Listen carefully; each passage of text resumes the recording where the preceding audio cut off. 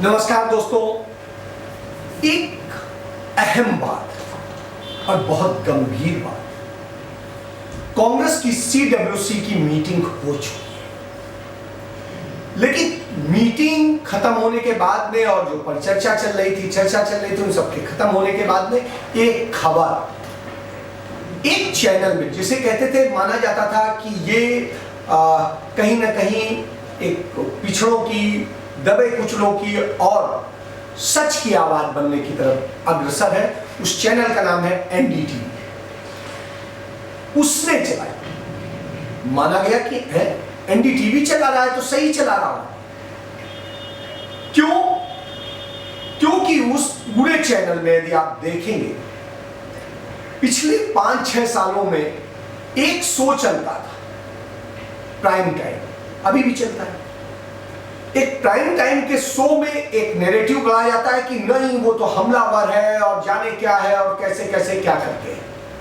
वहीं दूसरी तरफ चैनल के तमाम सारे प्रोग्राम जो है वो सत्ता को फेवर करते नजर आते हैं। तो एक तरफ एक आधे घंटे का 40 मिनट का प्रोग्राम कर दिया गया फेवर में, किसके?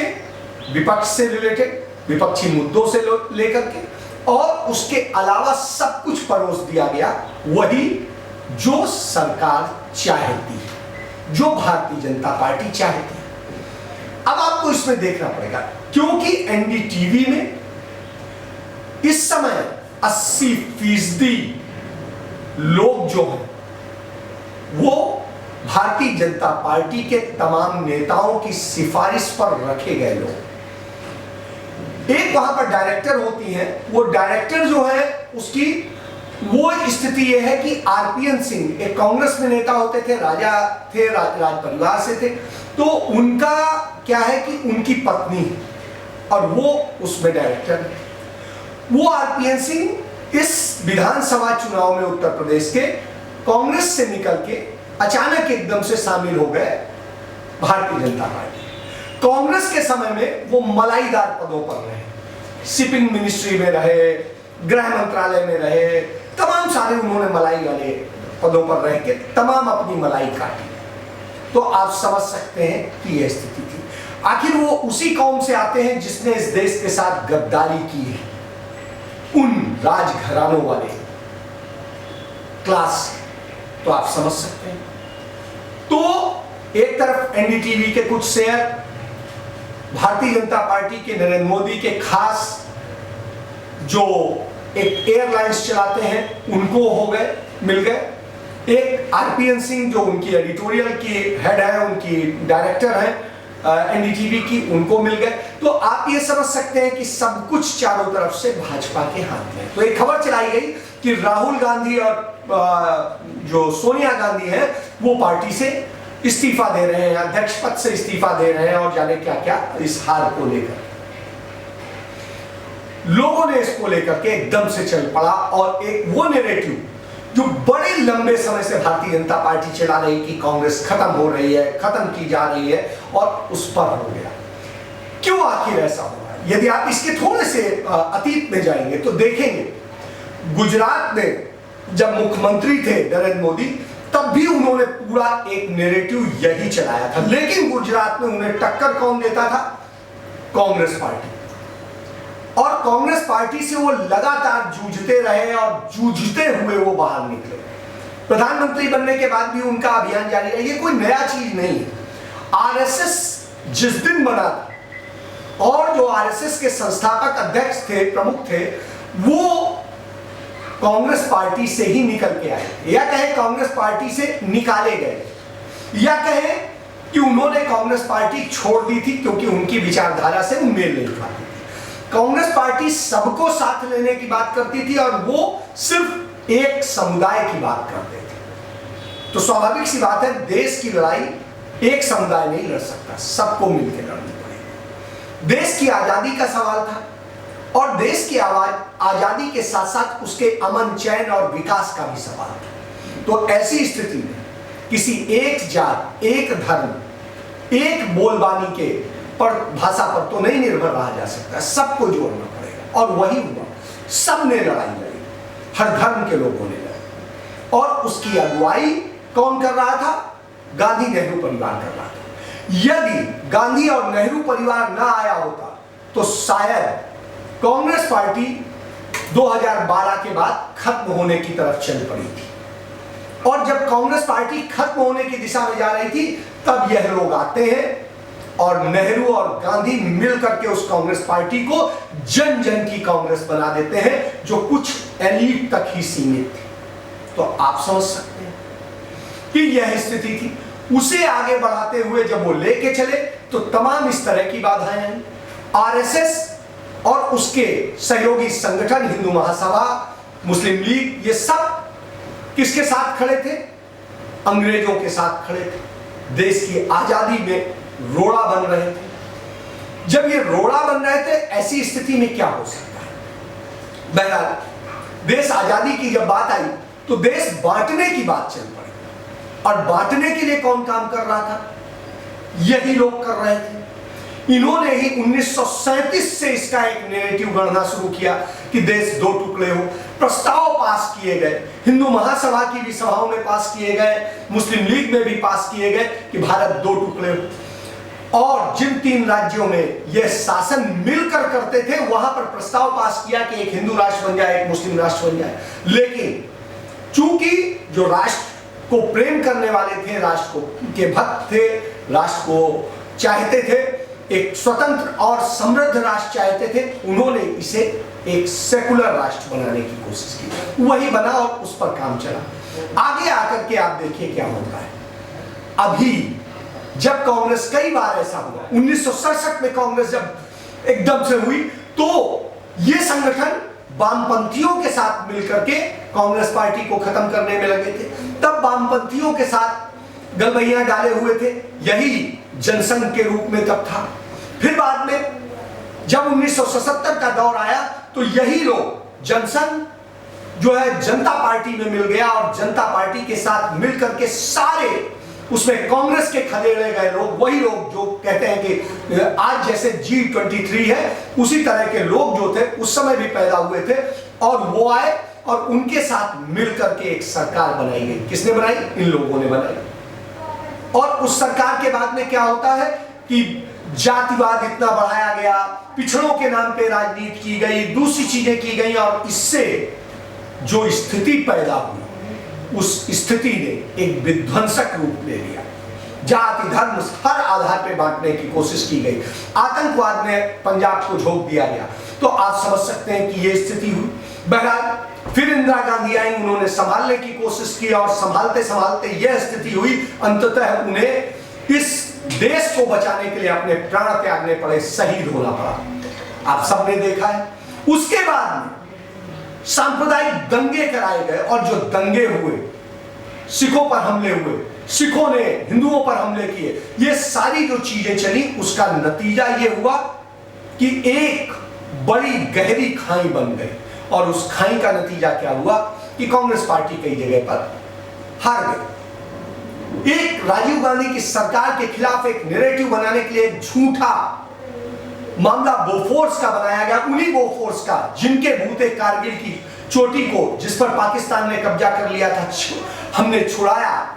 हमने उसे जीता नहीं, बल्कि उन्होंने हमारा कब्जा कर लिया था, जिसे हम छुड़ाया। तो आज समझिए, ये असफलता को भी सफलता बता रहे थे। तो ये समझिए यह स्थिति हुई। तो उस तोप को सब स्टैंडर्ड बता करके और उसमें दलाली खाने की बात कही गई, 64 करोड़ की दलाली खाई गई और उसकी जांच पर सिर्फ 250 करोड़ रुपया खर्च किया गया। 64 करोड़ प्रूव करने के लिए 250 करोड़ खर्च किया गया और प्रूव क्या हुआ कि कोई घोटाला हुआ ही नहीं था, कोई दलाली नहीं खाई। आप समझ सकते हैं तो क्या स्थिति है। और इस तरह देश असुरक्षित किया गया। नतीजा ये हुआ, उसके बाद जो सरकारें आई वो पूरी तरह से पूर्ण बहुमत से नहीं आ सकी और हालात बिगड़ते रहे। फिर बाद में भारतीय जनता पार्टी को मौका मिला और उसने 6 साल सरकार चलाई। इससे पहले एक और बात करूंगा, जब 1989 में 89 में सरकार बनी जनता दल सरकार, तो जनता दल को जो था उसे 143 सीटें मिली थी और कांग्रेस पार्टी को 197।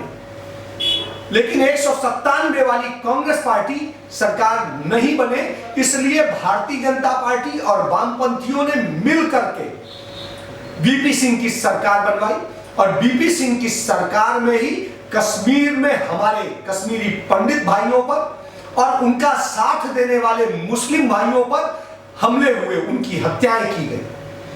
यदि 400-500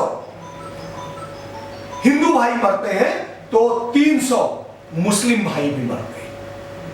यदि 1.5 लाख हिंदू परिवार वहां से बाहर होते हैं तो 50,000 मुस्लिम परिवार भी वहां से बाहर कर दिए जाते हैं।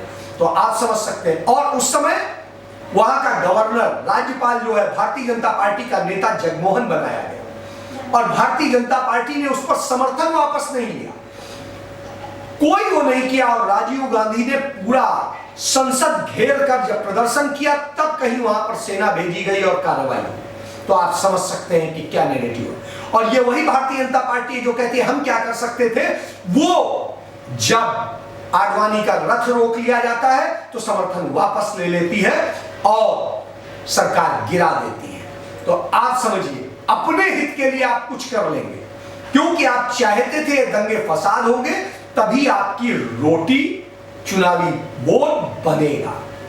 तो आप सिर्फ आंसू अपने वोट में तब्दील करना जानते हैं, आपने वही किया। नतीजा यह हुआ कि एक माहौल बना और किस तरीके से बाबरी मस्जिद को ढा दिया गया, सारी चीजें हुई हम सबके सामने। इन सब के बाद आप एक सरकार में आए, लेकिन उसके बाद में स्थिति यह हुई, जो माहौल बना उस माहौल के बाद में यह देखना पड़ेगा कि किन हालात में देश पहुंच गया। इतनी बदहाली में पहुंच गया कि देश का सोना तक गिरवी रखा गया था, सब कुछ था। ऐसी स्थिति में मनमोहन सिंह आए और मनमोहन सिंह ने, नरसिम्हा राव की सरकार ने, कांग्रेस की सरकार ने उस सोने को भी छुड़ाया और देश को भी एक प्रकार से बचाया और समृद्ध करने की दिशा में लेके चले। लेकिन फिर उसके बाद में आज स्थिरता का दौर आया और फिर देवे गौड़ा हो या आई.के. गुजराल हो, इनके जैसे लोगों को प्रधानमंत्री बनना पड़ा। और उसके बाद में फिर सरकार गिरी और फिर मध्यावधि चुनाव हुआ और अटल बिहारी वाजपेयी सरकार में आए। 6 साल उन्होंने सरकार चलाई। उन्होंने कश्मीरी पंडितों के लिए कुछ नहीं किया, न उनको बसाया गया, न कुछ किया गया, न उनके लिए नौकरी, न कोई योजना। फिर उसके बाद में 2004 में जब मनमोहन सिंह सरकार आती है तो उस पर काम शुरू होता है और अंततः वहां पर करीब 5,500 घर बनाए जाते हैं, इतने लोगों को नौकरियां दी जाती हैं और सब कुछ करके किसी तरह उन्हें बसाने की कोशिश की जाती है और इसकी शुरुआत कर दी जाती है, इसकी प्लानिंग कर दी जाती है और उस पर काम शुरू हो जाता है। लेकिन फिर सरकार गिर जाती है और नरेंद्र मोदी की सरकार आती है और नरेंद्र मोदी की सरकार आज आंसू बहा रही है।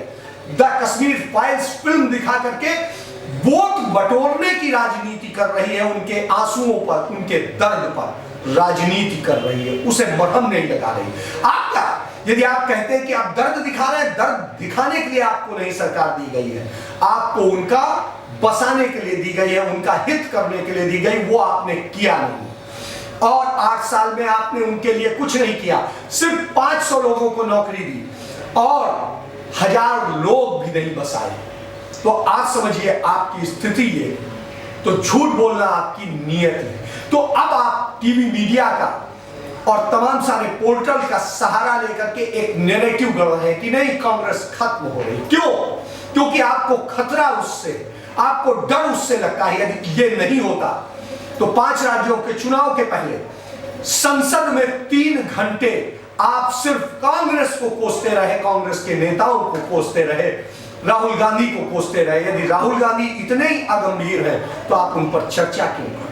उन आपके सारे नेता मंत्री उन पर चर्चा करने लगते हैं, हमला करने लगते हैं। तो इससे समझ लीजिए कि आप सिर्फ कांग्रेस से डरते हैं और कांग्रेस के नेताओं से डरते हैं, गांधी परिवार से डरते हैं, गांधी के नाम से डरते हैं। और भारतीय जनता पार्टी हो या आरएसएस, इनका ध्येय रहा है कि कांग्रेस और गांधी परिवार को खत्म करना है। तो अब वही मुहिम चला रहे हैं।